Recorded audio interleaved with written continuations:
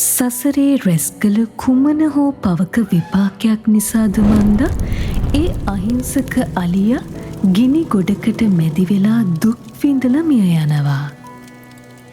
කෙනෙක් කර්මයක් ගෙවද්දී තවත් කෙනෙක් කර්මයක් රැස් කරගන්න මේ සසර හරිම භයානකයි. අතීතයේ භික්ෂූන් වහන්සේලා චාරිකාවේ වඩිනකොට පිදුරු ගොඩක් ගිනි විලමින් තිබුණා.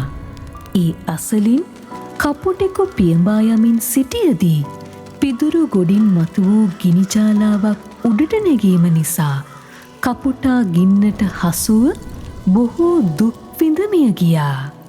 මේ ගැන පුදුමයටපත් භික්ෂූන් වහන්සේලා මේ කාරණය බුදුරජාණන් වහන්සේට සැලකලා. බුදුරජාණන් වහන්සේ කපුටාගේ අතීත කතාව මෙසේ දේශනා කොට වදාලා. මහණෙනි, මේ කපුටා අතීත ජීවිතයක ගොවියෙක් වෙලා හිටියා.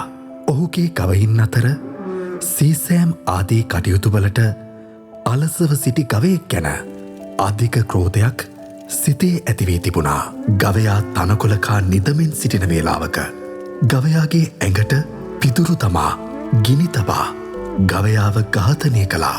ඒ කර්මයේ විපාකය ලෙස නිරයේ බොහෝ අවුරුදු ගණන් දුක් විඳා නැවත තිරිසන් ආත්ම භාවවල ඉපිද සෑම ජීවිතයකම මෙලෙස ගින්නට හසු වී මිය යන්නට කර්මය සකස් වුණා.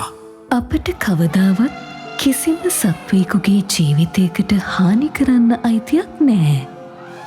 එසේ ජීවිතයකට හානි කළත් ඒ කර්මයෙන් බේරෙන්න හැකියාවකුත් නැහැ.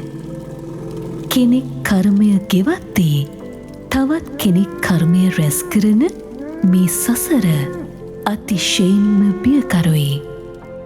ඒ නිසා අපි සියලු සත්වයින් කෙරෙහි කරුණාව දැක්විය යුතුයි.